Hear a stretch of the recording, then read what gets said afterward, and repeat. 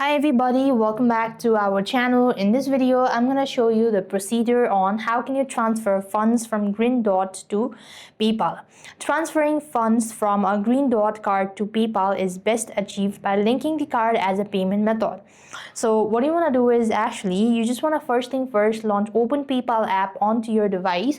Make sure your app is updated to the latest version.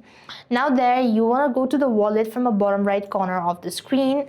Over here, what you want to do is you can simply go ahead and press onto the link a new card button, or you could just select add new.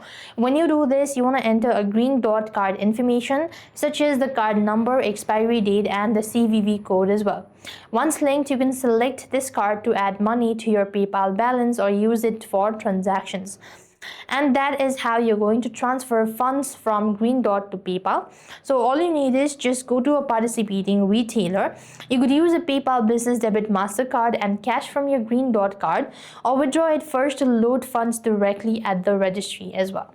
So with that, we've completed our steps. Thank you for watching. See you in our next video.